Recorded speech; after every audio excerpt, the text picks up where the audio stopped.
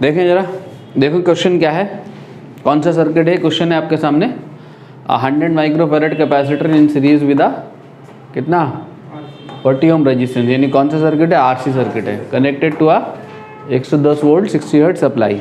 ठीक है, क्या कह रहा है, मैक्सिमम करंट निकालनी है, पीक वैल्यू निकालनी, मैक्सिमम का मतलब पीक वैल्यू है, और क्या निकालना है, time lag between the current maximum and the voltage maximum.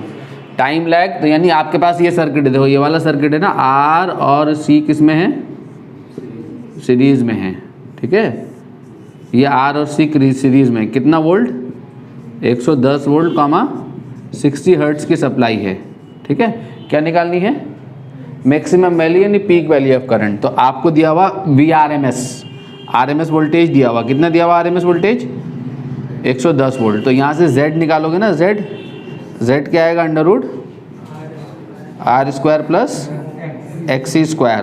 तो Z is equal to under root R square plus 2 pi F C square, क्योंकि F दिया हुआ ना यहाँ, कितना दिया हुआ है, 60 हर्ट्ज। तो Z निकालोगे यहाँ से, तो Z आपका आएगा, Z यहाँ से आपका आएगा, ये हो जाएगा 1/2 पाई एफ सी स्क्वायर।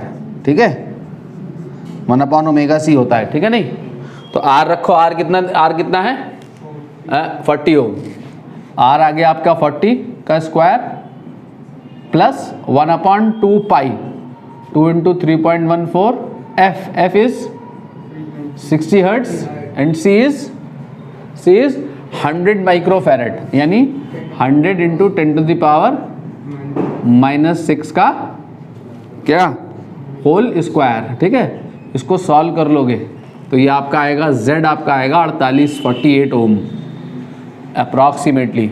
ठीक है, 48 ओम आ गया आपका ये। ठीक, अब यहाँ से आप क्या निकालोगे, IRMS निकाल लोगे। IRMS इज इक्वल टू क्या हो जाएगा, VRMS अपॉन Z। VRMS कितना है, 110 वोल्ट है, तो 110 अपॉन 48। ठीक है, इतना वोल्ट आ गई RMS वैल्यू। अब आपको पीक निकालना है, तो IRMS इज इक्वल टू क्या होता है, Imax अपॉन √2। ठीक है, तो यहाँ से मैक्सिमम वैल्यू ऑफ करंट आ जाएगी, Imax is equal to √2 into IRMS। इस IRMS को यहाँ डाल दो, तो मैक्सिमम वैल्यू ऑफ करंट आ गई, कितनी आ गई, √2 इंटू 110/48। ठीक है, 110/48, तो ये आएगी 3.24 एम्पियर। तो Imax आ गई आपकी 3.24 एम्पियर। ठीक है, ये आ गई आपका Imax, पता लग गया। ठीक है, सॉल्व करते रहोगे, वो तो आपकी जिम्मेदारी है, मैं डायरेक्ट आंसर देख के बता रहा हूँ क्या आंसर्स हैं। बी पार्ट में क्या निकालना है, टाइम लैग। टाइम लैग कैसे निकलेगा, टाइम लैग निकालना है, एंगल लैग नहीं निकालना है। कौन लैग करता है, आरसी सर्किट में कौन लैग करता है, वोल्टेज लैग करता है बाई एंगल फाई। और फाई क्या होता है, ठीक है, फाई क्या होता है, tan phi is equal to कितना होता है, XC अपॉन R, इतने एंगल से। ठीक है, XC निकालो यहाँ से, XC कितना हो जाएगा, 1/2 पाई FCR, ये आ जाएगा ना। ठीक है, यहाँ पे रखो सारी values, 1/2 into 3.14 into 60 hertz into 100 microfarad. 100 microfarad कितना हो जाएगा, माइक्रो मतलब 10⁻⁻6 यानी 10⁻⁻4 फैरेड, और R कितना है 40 है। ठीक है, तो ये आपका tan फाई निकल के आ जाएगा यहाँ से 33.5 डिग्री आएगा। फाई कितना आएगा निकल के, 33.5 डिग्री, 0.663 आएगा। ये सॉल्व करके आएगा, फाई आपका आएगा tan इनवर्स, ये पूरा सॉल्व करके आएगा 0.663। तो फाई आपका आएगा कितना, 33.5 डिग्री। ठीक है, कितना आएगा, 33.5 डिग्री। आपके एग्जाम में अगर आता है तो ये वैल्यूज़ या तो आपको डायरेक्टली गिवन होंगी न्यूमेरिकल्स में, ठीक है, नहीं गिवन होंगी तो आपको ट्रिग्नोमेट्रिक टेबल मिलती है बोर्ड में, नहीं मिलती है तो वहाँ बोर्ड में शीट में गिवन होंगी वैल्यूज़। ठीक है, और नहीं गिवन होंगी तो ये आंसर ऐसा आएगा निकल के अप्रॉक्सीमेटली कि ये 30 डिग्री या 45 डिग्री वगैरह वगैरह, यहाँ वैल्यूज़ ऐसी देगा या फिर, ठीक है। एनसीईआरटी का क्वेश्चन है, मैंने एज इट इज़ डेटा दे दिया है। तो ये एंगल निकल के आया। अभी जब ये एंगल निकल के आया तो इसको अब क्या करना होगा, इस एंगल का टाइम लैग निकालना है। तो टाइम लैग कैसे निकलेगा, हैं? इस एंगल को सबसे पहले किस में कन्वर्ट करोगे, रेडियन में कन्वर्ट करोगे, ठीक है। एंगल आपको अगर ट्रिग्नोमेट्रिक टेबल से इस एंगल की वैल्यू देखोगे तो डिग्री में निकालता है वो, है।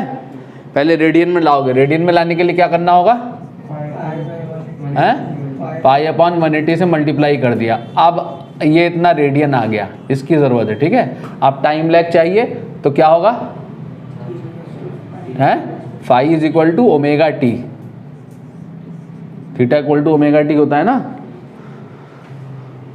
टाइम लैग निकालना है आपको, ठीक है। Angle is equal to omega T, तो टाइम लैग कितना आ गया, ये तो आ गया, ये एंगल लैग है। इतना एंगल लैग कर रहा कौन, वोल्टेज, ठीक है। कितना, किससे, करंट से।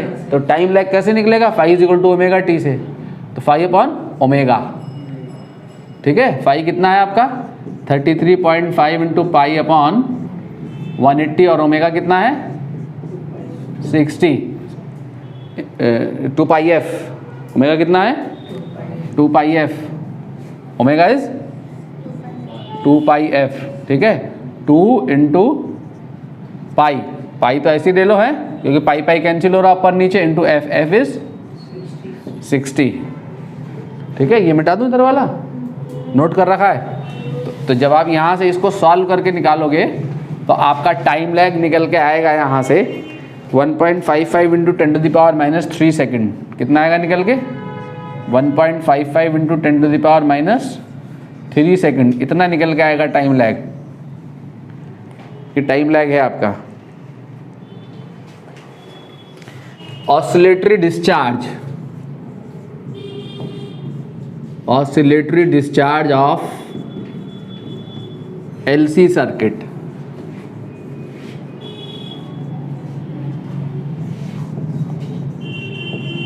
और LC ऑसिलेशंस।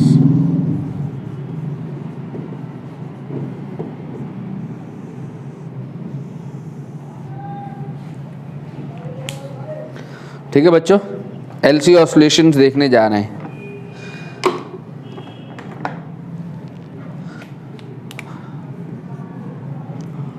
LC ऑसिलेशंस में सुनो ध्यान से, कैसे होता है LC ऑसिलेशंस।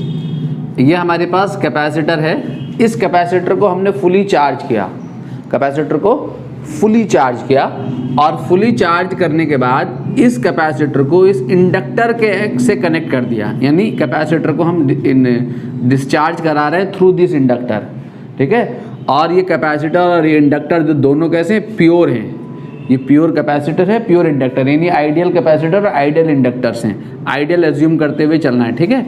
ये माइनस प्लस, तो ये क्या होगा, ये कैपेसिटर डिस्चार्ज होगा इसके थ्रू।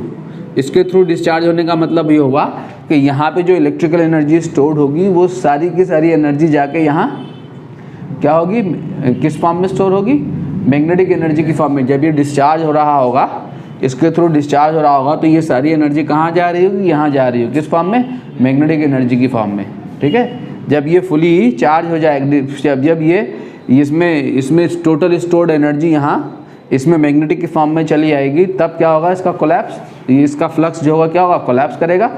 अगेन ये जो होगा फ्लक्स कोलैप्स करने के बाद क्या होगा, ये फिर वापस इसको क्या करेगा, चार्ज करेगा, फिर ये अपोजिट डायरेक्शन में चार्ज होगा, ठीक है। तो ये मैग्नेटिक एनर्जी वापस कहाँ जाएगी, इसमें कैपेसिटर में किस फॉर्म में, इलेक्ट्रिकल एनर्जी की फॉर्म में जाके वापस स्टोर होगी, ठीक है। तो इस कैपेसिटर और इस इंडक्टर में इलेक्ट्रिकल एनर्जी और मैग्नेटिक एनर्जी आपस में क्या करती हैं, ऑसिलेट करती हैं, ठीक है। आपस में एक दूसरे को ये एनर्जी एक्सचेंज कर रहे होते हैं, तो एनर्जीज़ का यहाँ ऑसिलेशन हो रहा होता है, ठीक है। करंट ऑसिलेट कर रही होती है सर्किट में, करंट SHM कर रही होती है, हमने देखना है charge on the capacitor SHM कर रहा होता है, ठीक है, सिंपल हार्मोनिक मैनर में वेरी कर रहा होता है। ये स्प्रिंग ब्लॉक सिस्टम से आप इसको ले सकते हैं। स्प्रिंग ब्लॉक सिस्टम आपने देखा है, स्प्रिंग को अगर आप खींचते हैं तो स्प्रिंग ब्लॉक सिस्टम में क्या होता है, खींच को छोड़ते हैं, ठीक है, एक्सटेंड करके छोड़ते हैं तो स्प्रिंग ब्लॉक सिस्टम में कौन सी टोटल एनर्जी क्या है? Kinetic energy of the block and potential energy of the spring. ठीक है, इन दोनों का सम क्या बना रहता है? कांस्टेंट बना रहता है। ये दोनों एनर्जीज आपस में क्या हो रही होती हैं? एक्सचेंज हो रही होती हैं। यहाँ पर भी ये दोनों एनर्जीज आपस में क्या हो रही होती हैं? एक्सचेंज हो रही होती है। कोई एनर्जी लॉसेस नहीं हो रहे होते यहाँ, क्यों? बिकॉज यहाँ पर हम इस सर्किट में कोई रेजिस्टेंस कंसिडर नहीं कर रहे हैं। तो फुली चार्ज कंडीशन में कैपेसिटर को लेके आएंगे तो जो इलेक्ट्रिकल एनर्जी स्टोर्ड होगी इन द कैपेसिटर, वो एनर्जी जो होगी यहाँ ऑसिलेट करेगी। ठीक है, वो सारी की सारी एनर्जी जाके यहाँ स्टोर होगी जब कैपेसिटर डिस्चार्ज होगा। ठीक है, डिस्चार्ज होने के बाद जब ये सारी फुली डिस्चार्ज हो जाएगा तो अब ये वापस क्या करेगा? इंडक्टर इस कैपेसिटर को वापस चार्ज करेगा अपोजिट डायरेक्शन में। ठीक है, ये प्लस ये माइनस। ठीक है, फुली चार्ज होने के बाद फिर क्या होगा? फ्लक्स इसका, और फिर क्या होगा? ये कैपेसिटर वापस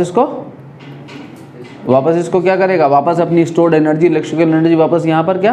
मैग्नेटिक एनर्जी की फॉर्म में स्टोर करेगा। तो ये एनर्जीज आपस में क्या करती हैं? ठीक है, ऑसिलेट करती रहती हैं। ना अब हमने यहाँ पे इसको डिस्कशन में लेके आना है। Let at T equal to zero, let at T equal to zero charge on capacitor जो है मान लिया मैंने इज कितना? Q not. T equal to zero पे कैपेसिटर के ऊपर चार्ज कितना है? Q नॉट है। ठीक है, व्हेन दिस कैपेसिटर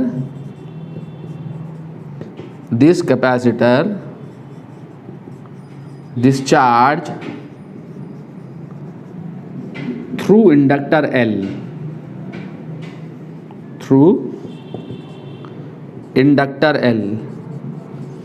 इस कैपेसिटर को क्या कर रहा है? डिस्चार्ज कर रहा है। किसी इंस्टेंट पे Q बचा रह गया चार्ज। कहाँ से डिस्चार्ज होना शुरू हुआ है कैपेसिटर? Q नॉट से। और किसी इंस्टेंट पर कितना चार्ज है इसमें? Q है। और सर्किट में करंट कितनी है? I है। ठीक है, ऐसे करंट फ्लो कर रही है। ठीक है, तो when this capacitor discharge through inductor L, Kirchhoff's voltage law अगर मैं लगाऊं,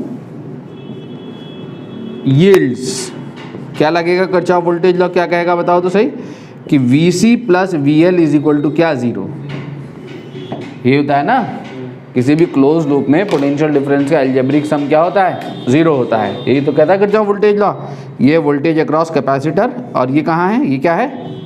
voltage across inductor is equal to zero. ठीक है, voltage across capacitor plus voltage across inductor is equal to zero. Now VC is equal to क्या हो जाएगा? Q upon C। V is equal to क्या? Q upon C।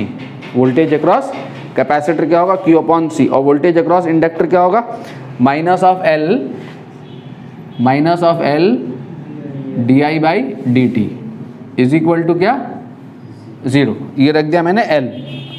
ठीक है, voltage across inductor. ठीक है, नाउ I की जगह पे मैं यहाँ पे Q upon C minus of L D upon DT। Current in the circuit क्या है? I minus of DQ upon DT। ठीक है, रेट ऑफ ये DQ upon DT is the current in the circuit. Minus sign क्यों लगाया है? क्योंकि capacitor पे जो चार्ज जो है वो क्या कर रहा है? डिक्रीज कर रहा है। Q is decreasing on capacitor, Q is decreasing. ठीक है, तो डिक्रीजिंग रेट है ये। यहाँ पे करंट जो होगी डिक्रीजिंग रेट है। ठीक है, तो यहाँ पे क्या आया देखो तो सही? माइनस माइनस क्या हो गया? प्लस। क्या आ गया आंसर जरा देखो तो सही? D2, ये D डबल डेरिवेटिव हो जाएगा ना इसका। यहाँ क्या बचा? L से डिवाइड कर दूँ, ये प्लस आ गया 1 upon LC into Q is equal to zero. ये लिख सकता हूँ। ठीक है, L से डिवाइड कर दिया ना, L से हैं। अब जरा इस इक्वेशन को देखो जरा, और इस इक्वेशन को पहचानने की कोशिश करो। इस इक्वेशन को पहचानने की कोशिश करो। ये इक्वेशन आपने कहीं देखी है? SHM की डिफरेंशियल इक्वेशन है ये। This is the differential equation of SHM। Compare with देखो इससे अगर आप कंपेयर करोगे d2x upon double derivative plus omega square x is equal to 0, इस टाइप की इक्वेशन है ये। अगर इससे कंपैरिजन करोगे तो ओमेगा स्क्वायर की जगह कौन है यहाँ 1 अपॉन एल सी है, x की जगह कौन है यहाँ q है, यहाँ कौन कर रहा है SHM, ये कौन है, ये क्या चीज़ है, क्या है ये डिफरेंशियल इक्वेशन है इन SHM। क्या है ये, डिफरेंशियल इक्वेशन है इन SHM। ठीक है, कौन कर रहा है यहाँ SHM, x यहाँ पे SHM कर रहा है। ठीक है, तो ये equation similar to this equation, तो इसका मतलब ये किसकी इक्वेशन है, SHM की इक्वेशन है। ऑसिलेशन हो रहा है, SHM मीन्स ऑसिलेशन हो रहा है। कौन ऑसिलेशन कर रहा है यहाँ, कौन SHM कर रहा है, charge on the capacitor oscillate कर रहा है। ठीक है, ये चार्ज ऑसिलेट कर रहा है। अगर ये SHM की इक्वेशन है तो इसका सॉल्यूशन क्या होगा, इस इक्वेशन का क्या आएगा, x निकल के यहाँ से x is equal to a sine omega T plus phi, या a cos omega T plus phi, या a sine omega T plus b cos omega t, कुछ भी ले सकते हैं। कोई भी एक इक्वेशन लेके इस डिफरेंशियल इक्वेशन से q फाइंड कर सकते हैं। ठीक है, डिफरेंशियल इक्वेशन है ना SHM की। ठीक है, कौन से फंक्शन SHM को रिप्रेजेंट करते हैं, साइनोसॉइडल, साइन और कोसाइन फंक्शन। तो चार्ज इस कैपेसिटर के ऊपर कैसे वेरी कर रहा है, साइनोसॉइडली। आप डायरेक्टली भी देख सकते हैं, t इक्वल टू 0 पे चार्ज क्या है कैपेसिटर पे, Q0 है। तो क्या होगी चार्ज की इक्वेशन, चार्ज के वेरिएशन जो हो रहा होगा कैसे हो रहा होगा, Q is equal to Q0 cos omega t या Q0 sine omega t, sine omega t रखोगे तो t बराबर 0 रखो साइन ओमेगा टी में, तो क्या आ जाएगा, चार्ज 0 आ जाएगा।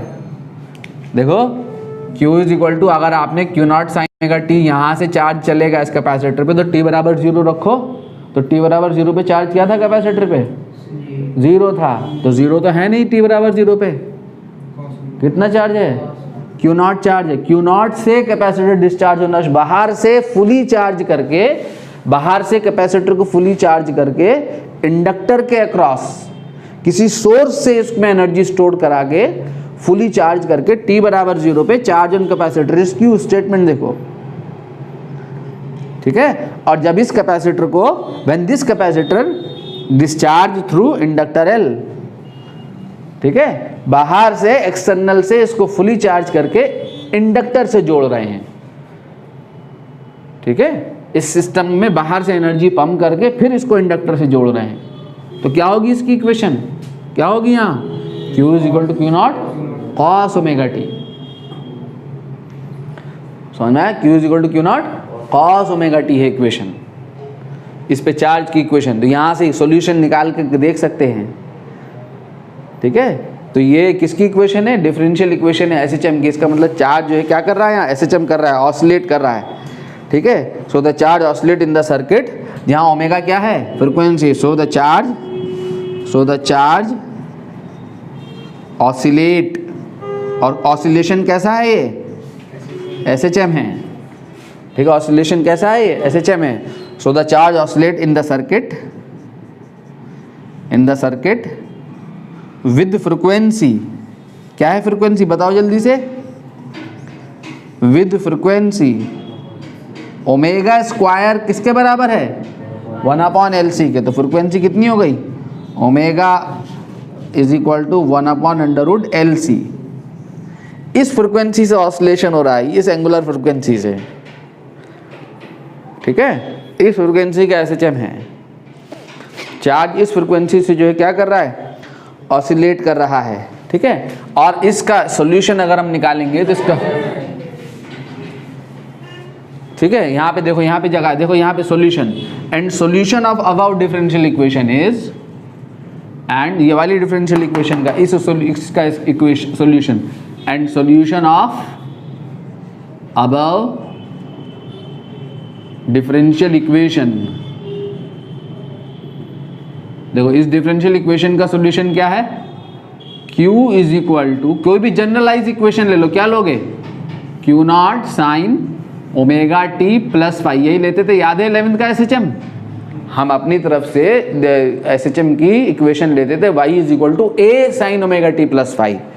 ए की जगह यहाँ एम्पलीट्यूड है, तो एम्पलीट्यूड तो मुझे पता है ना पहले से, Q is equal to Q not ले लिया मैंने, omega T plus phi, omega क्या है एंगुलर फ्रिक्वेंसी, जो कि ये निकाल ली यहाँ हमने कंपेयर करके इससे, ठीक है। ये इसका सॉल्यूशन है। मुझे क्या चाहिए यहाँ, फाई, फाई अननोन है यहाँ पर, देखो क्यू नॉट तो पता है टी इक्वल टू 0 पे चार्ज, ओमेगा भी पता लग गया, यहाँ अननोन कौन है, फाई, इनिशियल फेज एंगल चाहिए, तो इसका सॉल्यूशन निकल आएगा। नाउ सिंस अब बाउंड्री कंडीशन लगाओ, इनिशियल कंडीशन लगाओ, एट टी इक्वल टू 0, यहाँ दी हुई ना कंडीशन, टी इक्वल टू 0 पे चार्ज कितना है कैपेसिटर पे, क्यू नॉट, तो यहाँ पे रख दो, यहाँ टी 0 रख दो यहाँ, और यहाँ क्यू नॉट रख दो, तो Q not is equal to क्या आ गया, क्यू नॉट साइन फाई आ गया। तो साइन फाई कितना हो गया है 1, तो फाई कितना आ गया यहाँ से पाई बाई 2। अब जब पाई बाई 2 यहाँ डालोगे तो sign omega T plus pi by 2 कितना हो जाएगा, कॉस फाई, ठीक है। तो आपकी यहाँ से डिफरेंट ये जो चार्ज की इक्वेशन आ गई, Q is equal to Q not sine omega T plus pi by 2, ये आ गई, या इसको कहोगे sine omega T plus pi by 2 क्या, कॉस ओमेगा टी। और डायरेक्टली दिख तो रहा है आपको कि टी इक्वल टू 0 पे चार्ज कैपेसिटर पे चार्ज मैक्सिमम से चला, मैक्सिमम से मतलब एक्सट्रीम पोजीशन से हुआ एसएचएम, ये मीन पोजीशन थी, मीन पोजीशन से स्टार्ट होने वाले एसएचएम की इक्वेशन क्या थी, x is equal to a sine omega t, और एक्सट्रीम से स्टार्ट हुआ, एम्पलीट्यूड मैक्सिमम से स्टार्ट हुआ, मैक्सिमम एम्पलीट्यूड से, मैक्सिमम डिस्प्लेसमेंट से कॉल्ड एम्पलीट्यूड, तो एक्सट्रीम से स्टार्ट होने वाले एसएचएम की इक्वेशन क्या थी, a cos ओमेगा टी, या a साइन, एक्सट्रीम से स्टार्ट होगा तो फेज डिफरेंस पाई बाई 2 का ना आएगा, a sine omega T plus pi by 2 या a cos omega t, t equal to 0 पे रखो, t इक्वल टू 0 पे चार्ज कितना है क्यू नॉट cos 0 1, ठीक है, नोट करो, ठीक है। Now current I in the circuit, ये क्या निकाल लिया, देखो हमने चार्ज निकाल लिया कैपेसिटर में, कितना निकाल लिया, Q is equal to Q not cos omega t, ये निकाल लिया ना चार्ज, ठीक है। Now current in the circuit, current निकालनी हो तो क्या आएगी current, I is equal to D Q upon D T, तो I is equal to D Q upon D T यहाँ डाल दो उठा के, तो कितनी आ जाएगी करंट सर्किट में, D upon D T into Q not cos omega T, ठीक है। तो क्यू नॉट बाहर आ गया, कॉस का डिफरेंशिएशन करो तो कॉस का क्या हो जाएगा माइनस साइन, और ओमेगा भी आएगा ना, तो I इज इक्वल टू क्या आ जाएगा, हाँ Q not minus Q naught omega क्या साइन ओमेगा टी, ठीक है। और माइनस साइन ओमेगा टी को क्या लिखोगे बताओ तो सही, Q naught omega cos omega T plus pi by 2, देखो तो पाई बाई 2 प्लस ओमेगा कौन से क्वाड्र में जाएगा, सेकंड क्वाड्र में कॉस क्या होता है नेगेटिव होता है, तो माइनस साइन ओमेगा टी होगा नहीं होगा, तो cos omega T plus pi by 2 लिख सकते हैं माइनस साइन ओमेगा टी को, ठीक है, क्लियर हो गया। और ये क्या है, ये क्या चीज़ हो गई हैं, आई नॉट समझ गए ना, क्या है I naught, peak value of current Q naught omega, ठीक है, where I naught is equal to क्या क्यू नॉट ओमेगा, ठीक है, I naught is equal to हो गया आपका क्यू नॉट ओमेगा, ठीक है। So in case of oscillatory discharge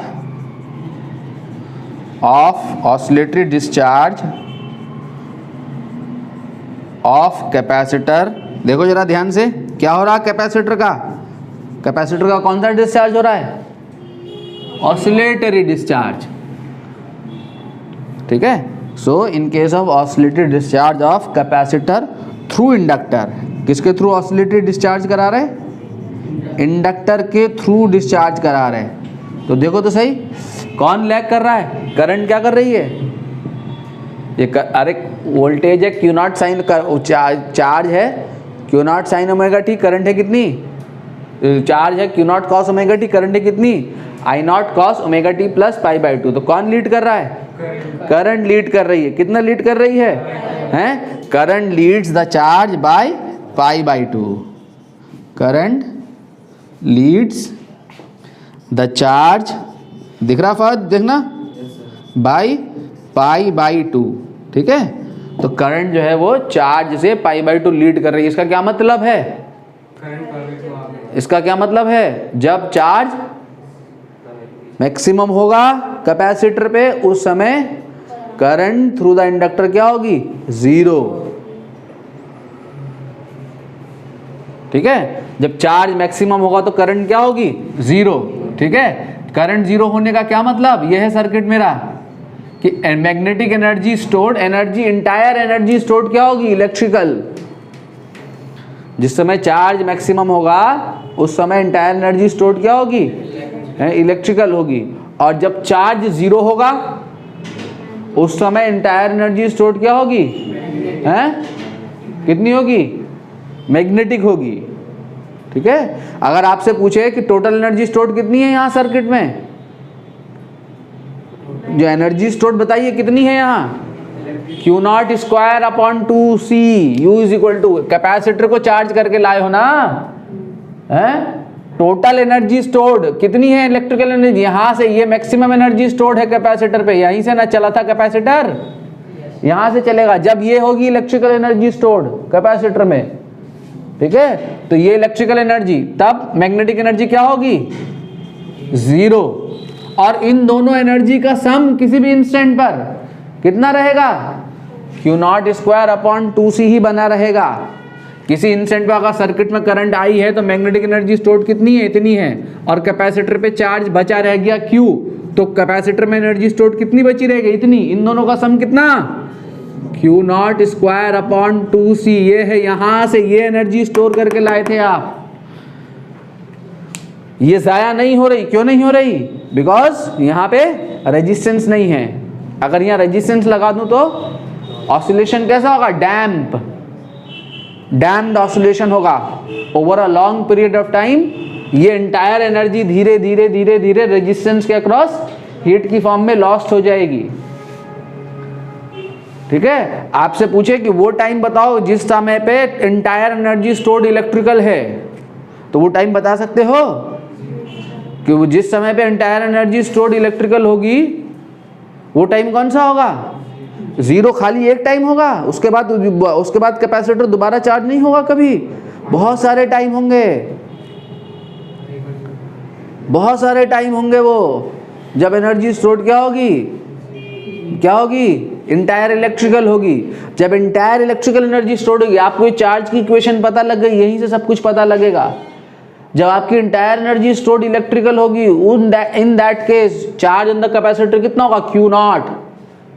तो जब यहाँ Q0 रखोगे तो cos ओमेगा t कितना आएगा आपका? 1। और cos ओमेगा t 1 जहां जहां होता है वो सारी वैल्यूज उठा लोगे।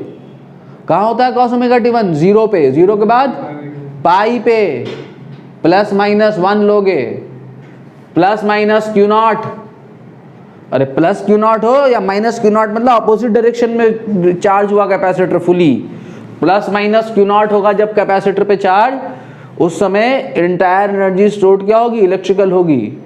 तो प्लस माइनस 1 कहाँ होता है? 0, पाई, 2 पाई, 3 पाई, 4 पाई, ये सारी वैल्यूज आ जाएंगी अगर आप उठा के देखोगे चार्ट तो।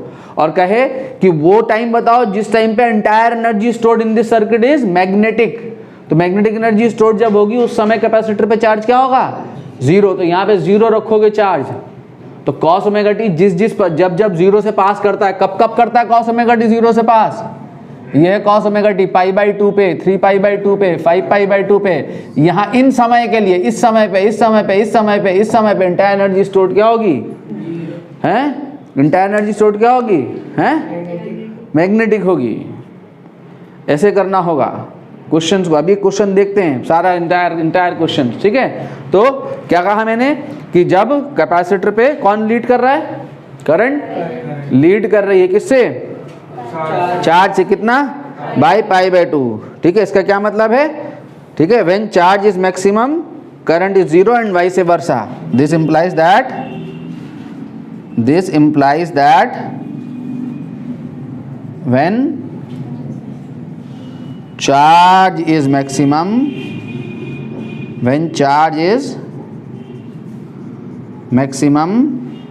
Comma current is 0 and vice versa. ठीक है, अब इसके ग्राफ को भी दिखा सकते हैं, हम दिखा सकते हैं ग्राफ को।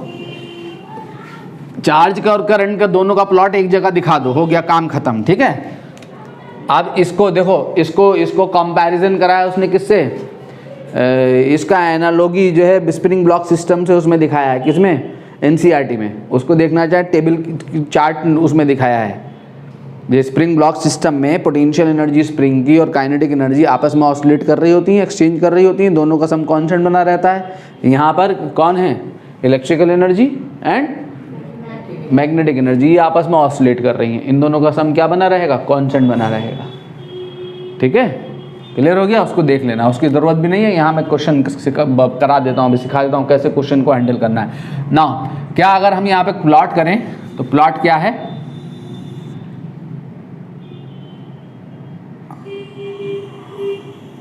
ये हमारा प्लॉट है किसका, कौन आया, ये चार्ज आ गया है Q नॉट, ये Q नॉट आ गया ना चार्ज, अरे Q नॉट से चला cos ओमेगा टी, और ये कितना, इसको क्या करना है, π/2 एडवांस करना है, π/2 एडवांस करना है। तो ये π/2 एडवांस करने का मतलब क्या करेंगे, लेफ्ट शिफ्ट करेंगे। तो π/2 लेफ्ट शिफ्ट कर दो, तो लेफ्ट शिफ्ट कर दोगे तो यहाँ से शुरू होगा ये लूप, यहाँ से। ठीक है, समझ गया मेरी बात को क्या कहा। ठीक है, तो आपकी जो करंट की इक्वेशन होगी वो ये होगी,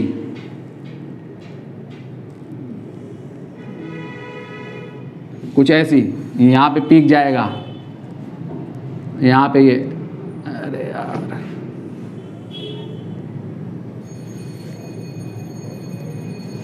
समझ रहे नहीं, कि जहाँ पे चार्ज 0 वहाँ पे करंट मैक्सिमम, जहाँ पे करंट 0 वहाँ पे चार्ज मैक्सिमम। ठीक है, जहाँ पे करंट चार्ज 0 वहाँ चार्ज, ये करंट है, ये करंट है, ये करंट का पीक है, ये करंट का पीक है -I0। ठीक है, ये करंट का पीक है। पीक अलग अलग दिखा देना भले ही, देखो पीक मैंने सेम दिखा दिए, पीक अलग अलग ड्रॉ कर दो, पीक एक से ड्रॉ हो रहा है ना, समझ गए यार। ठीक है, ये पीक वैल्यू ऐसे ऊपर नीचे पीक कर सकते हो, क्योंकि I0 ओमेगा है, Q नॉट ओमेगा I0, इसको नीचे ले जा सकते हो, नीचे ऐसे करके। ठीक है, तो ये आपका हो गया, ये आपका हो गया Q, और ये हो गई आपकी क्या, ये हो गई आपकी I। ठीक है, ये आपका करंट और ग्राफ हो गया, नोट कर लो।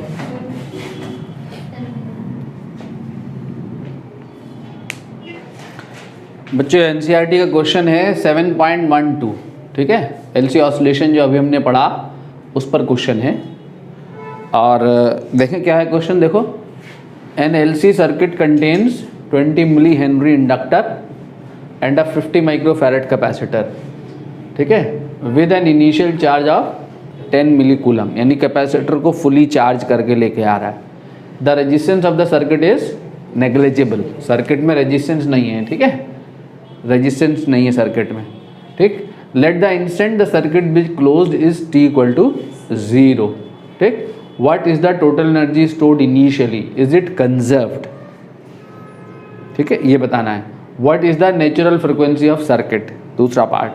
तीसरा part, at what time is the energy stored completely electrical, completely magnetic. Next देखो, at what time is the total energy stored equally between L and C, मतलब इंडक्टर एंड कैपेसिटर। ठीक है, वो किस समय पे इंडक्टर और कैपेसिटर दोनों में एनर्जी स्टोर्ड जो है क्या है, इक्वल है, ये पूछ रहा है। If a resistor is inserted in the circuit, अगर रेजिस्टेंस को इंसर्ट कर दिया जाए, how much energy is eventually dissipated as heat, ये क्वेश्चन करना है। इस क्वेश्चन में सब कुछ आ गया। अब मेरी बात सुनो ध्यान से। अगेन हमारा ये एलसी सर्किट है, कैपेसिटर को फुली चार्ज किया, और फुली चार्ज करने के बाद इसको इंडक्टर के अक्रॉस डिस्चार्ज करा रहे हैं। पहला पार्ट क्या, हमें क्या क्या दिया हुआ है, हमें L दिया हुआ है। कितना दिया हुआ है L बच्चों, 20 × 10⁻³ हेनरी, और हमें दिया हुआ है कैपेसिटर। कैपेसिटर कितना दिया हुआ बच्चों, 50 × 10⁻6 फैरेड, -6 फैरेड। और हमें क्या दिया हुआ है, initial charge on the capacitor Q0 कितना दिया हुआ है, 10 इंटू 10⁻³ कूलम, 10 मिली कूलम। ठीक है, पहला पार्ट पूछ रहा what is the total energy stored, तो टोटल एनर्जी स्टोर्ड जो है वो कितनी है, E initially total energy stored E is equal to कितना है, Q0 स्क्वायर अपॉन 2C, क्योंकि कैपेसिटर को फुली चार्ज करके लेके आया है ना, ये है टोटल एनर्जी स्टोर्ड।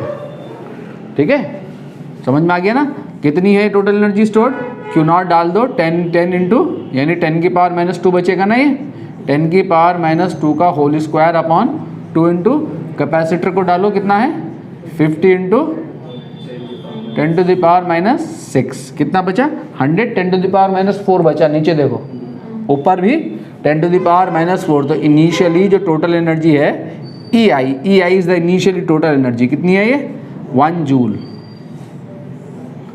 ठीक है, total energy stored initially 1 joule है, तो 1 जूल थी कैपेसिटर में स्टोर्ड एनर्जी, उसको इंडक्टर के अक्रॉस कनेक्ट करके क्या करा रहे हैं, डिस्चार्ज करा रहे हैं। अब क्या कह रहा है, what is the natural frequency of circuit, तो नेचुरल फ्रिक्वेंसी कितनी है सर्किट की, omega is equal to 1/√LC। ठीक है, ये बताया था हमने, omega is equal to 1/√LC। ठीक है, तो यहाँ से आप क्या कर सकते हो, नेचुरल फ्रिक्वेंसी फाइंड कर सकते हो। तो F कितना हो जाएगा, F कितना हो जाएगा 2πf हो जाएगा ना, 2π√LC। ठीक है, तो ये आ गया। अब सुनो, इधर सुनो, तो F रख दो, यहाँ रख दो, 1/2 इंटू 3.14 L कितना है 20 इंटू 10⁻³ C कितना है 50 इंटू 10⁻⁻6। ठीक है, तो ये आ जाएगा 10⁻⁻6, रूट से बाहर निकल के चला आएगा ऊपर 10⁻³ इंटू 3.14, तो ये आएगा आपका 159.2 हर्ट्ज।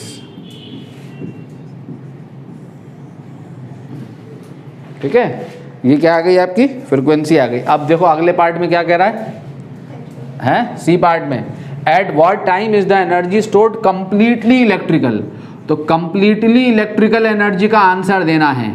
जब इलेक्ट्रिकल एनर्जी होगी ना कंप्लीटली इलेक्ट्रिकल। ठीक है, तो जब एनर्जी कंप्लीटली इलेक्ट्रिकल होगी तो वो कब होगा, व्हेन चार्ज ऑन कैपेसिटर कितना होगा कंप्लीटली इलेक्ट्रिकल में, इज क्या मैक्सिमम। ठीक है, मैक्सिमम मतलब दैट इज क्या ±Q0। जब कैपेसिटर पे जिस समय पे charge in the capacitor ±Q0 होगा, मैक्सिमम चार्ज होगा, उस समय पे energy stored in the capacitor completely electrical होगी। ठीक है, उस समय पे करंट इन द सर्किट क्या होगी 0, तो magnetic energy stored in the inductor क्या होगी 0। ठीक है, ये होगी। तो प्लस माइनस चार्ज की इक्वेशन क्या है तुम्हारी, Q is equal to Q0 cos ω t है, क्योंकि कैपेसिटर पे t बराबर 0 पे इतना चार्ज है, t बराबर 0 पे इनिशियल चार्ज कैपेसिटर पे है, तो ±Q0 डाल दो यहाँ, तो ±Q0 is equal to Q0 cos ω t, ये आ गया। अब देखो तो cos ω t कितना आ गया ±1। अब आपको यहाँ पे cos की शक्ल ड्रॉ करो, देखो cos की शक्ल ये है तुम्हारे पास, ये ना cos की शक्ल 0 और फिर यहाँ पे पाई, फिर यहाँ पे 2 पाई, फिर यहाँ पे 3 पाई। ठीक है, यही होगा ना ±1, तो यानी कितना हो गया ω t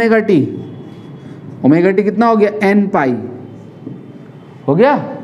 ठीक है, अब ω की जगह रख दो, कितना रख दिया 2π/t into t is equal to n pi, तो यहाँ से आपका t आ गया कितना आ गया t nt/2। ठीक है, अब कौन कौन से टाइम पे कंप्लीटली इलेक्ट्रिकल हो गया, n इंटीजर नंबर है ना यहाँ, तो n की वैल्यू रख दो, तो कब होगी 0 से चलेगा, 0 भी इंक्लूड होगा ना, 0 1 रख दो, 1 के बाद t/2 पे, t/2 मतलब कहाँ पे जाएगा t/2 half of the time period. यहाँ पर देखो, यहाँ पे चार्ज है ना Q0 मैक्सिमम, और फिर यहाँ पे -Q0। ठीक है, फिर Q0 T0 पे 2 रखो, फिर कहाँ पे जाएगी एनर्जी मैक्सिमम T पे, यहाँ पे, फिर कहाँ पे T के बाद 3T/2 पे, 3T/2। 3t/2 के बाद 2t पे and so on. In times पर एनर्जी जो होगी वो कंप्लीटली इलेक्ट्रिकल होगी। 0 पे, t/2 पे, t पे, 3t/2 पे। ठीक है, हो गया नोट? मिटा दूं इधर वाला ये? नोट करो जल्दी से। देखो अब क्या कहना है कि किस समय पे एनर्जी स्टोर्ड क्या है, सी का ही second part, completely magnetic. Completely magnetic, तो कब होगी completely magnetic? Completely magnetic, energy stored completely magnetic कब होगी बोलो? जब चार्ज क्या होगा कैपेसिटर पे? Energy stored on capacitor is completely magnetic when Q बराबर 0। चार्ज ऑन द कैपेसिटर क्या होगा? 0। चार्ज की इक्वेशन क्या है? 0 इज इक्वल टू क्या? Q not cos omega T. तो इसका मतलब cos omega t is equal to 0। ठीक है, ये आएगा ना। अब कॉस की शक्ल तुम्हारे पास है ही, क्या है कॉस की शक्ल बोलो? ये ना कॉस की शक्ल, ये कॉस की शक्ल देखो। कब कहाँ से? ये कितना होगा? π/2। ये कितना होगा?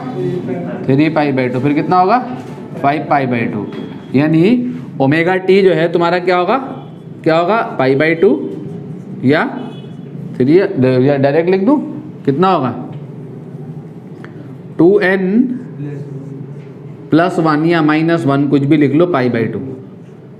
ठीक है, अगर +1 लोगे तो n कहाँ से चलाओगे? 0 से। n 0 से चलेगा ना। ठीक है, तो 2n + 1 π/2। तो यहाँ पे लिखना होगा कितना? 2π/t into t is equal to क्या? 2n + 1 π/2। समझ में आ गया? ठीक है, ये समझ में आ गया क्यों लिखा आयशा? ऑड नंबर है देख, π/2, 3π/2, फिर π/2 के बाद यहाँ पे 1π/2 या 3π/2, 5π, यानी π/2 का ऑड मल्टीपल।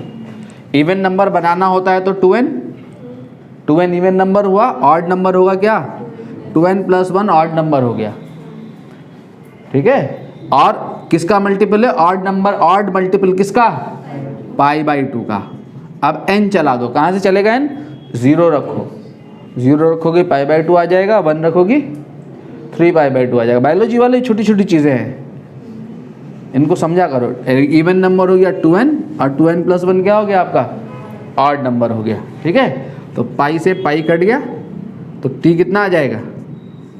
2n + 1 t/4। ठीक है, इस समय पे क्या होगा? एनर्जी स्टोर्ड कंप्लीटली मैग्नेटिक, या कंप्लीटली क्या होगी? कंप्लीटली मैग्नेटिक होगी। अब वो टाइम कौन कौन सा आ गया? क्या आ गया यहाँ से निकल के? n बराबर 0 रख दो, तो t इज इक्वल टू कितना हो गया? पहला टाइम कौन सा है? t/4 है।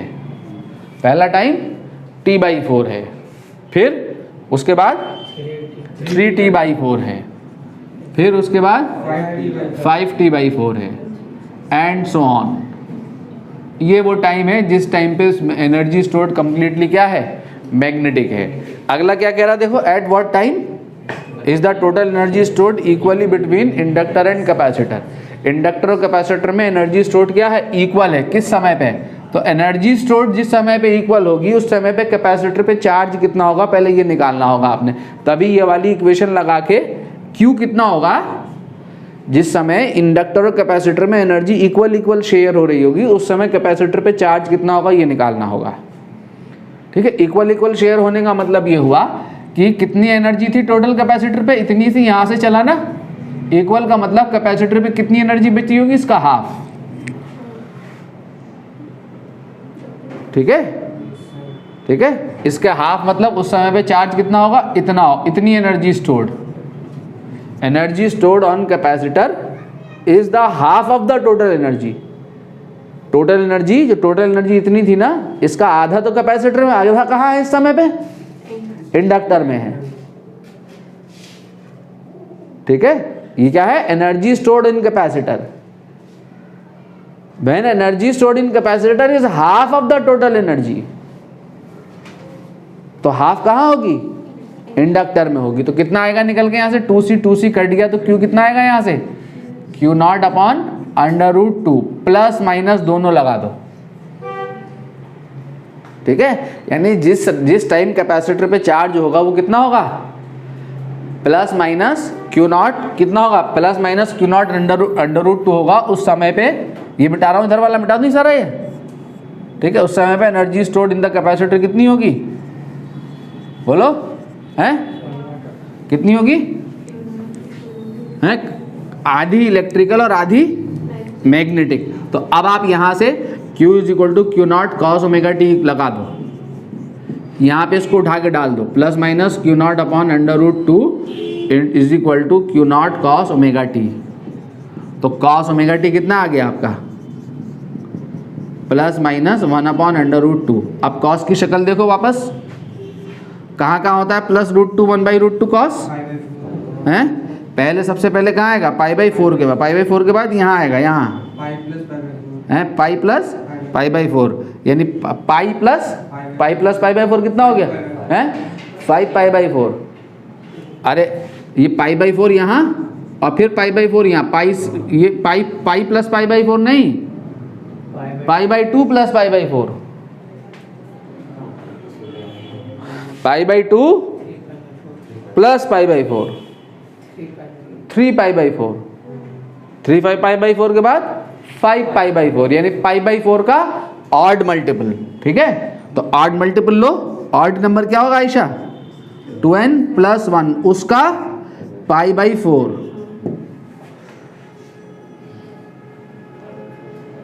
ठीक है, तो π/4 से π/4 कट गया तो कितना आ गया, 2π/t into t is equal to 2n + 1 π/4। तो क्या आएगा टाइम आ गया ना आपके सामने, t इज इक्वल टू आ गया 2n + 1 t/8। ठीक है, तो क्या आ गया पहला वाला टाइम है, n इज इक्वल टू 0 डालो t/8, फिर 3t/8, फिर 5t/8 एंड सो ऑन। इस समय पे एनर्जी स्टोर्ड कंप्लीटली है, आधी इलेक्ट्रिकल और आधी मैग्नेटिक है। ठीक है, अगला पार्ट क्या कह रहा है, if a resistor is inserted in the circuit how much energy is eventually dissipated as heat. अगर रजिस्टर को इंसर्ट कर दिया जाए तो क्या होगा। ठीक है, अभी ऑसिलेशन कैसे थे, जब रजिस्टेंस नहीं था तो अनडैम्ड, अब डैम्ड हो जाएंगे ऑसिलेशन। ठीक है, टोटल एनर्जी स्टोर्ड कितनी थी, EI कितना था, 1 जूल था, इतना था ना। तो energy if register is inserted,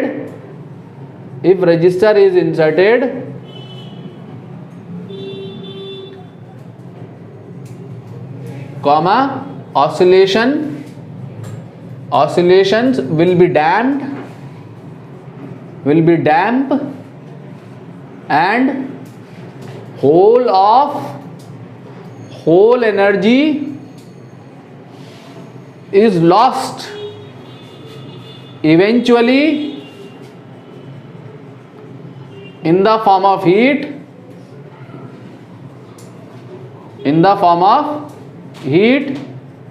in long time across capacitor, across resistances, across resistor। ठीक है, ऑसिलेशन डैम्प होगा, धीरे धीरे डैम्प्ड ऑसिलेशन ऐसा होता है, डैम्प्ड ऑसिलेशन। ठीक है, ऐसा डैम्प्ड ऑसिलेशन होगा और एनर्जी जो होगी वो क्या होगी, कैपेसिटर की एनर्जी धीरे धीरे लॉस होकर ऑसिलेशन कंप्लीटली क्या हो जाएगा, डाई आउट। कैपेसिटर की एंटायर एनर्जी हीट की फॉर्म में लॉस हो जाएगी। तो लॉस की एनर्जी कितनी हो जाएगी, तो energy loss is equal to, ठीक है, जो इनिशियल एनर्जी कितनी है 1 जूल, एंटायर एनर्जी लॉस हो जाएगी, एंटायर एनर्जी लॉस हो जाएगी धीरे धीरे कंप्लीट हीट की फॉर्म में, ऑसिलेशन डैम्प्ड हो जाएंगे। ठीक है, ये एक क्वेश्चन आपका एनसीईआरटी में गिवन है, अच्छा क्वेश्चन है, एलसी ऑसिलेशंस पे सारी बात उसने कर ली, नोट कर लीजिए।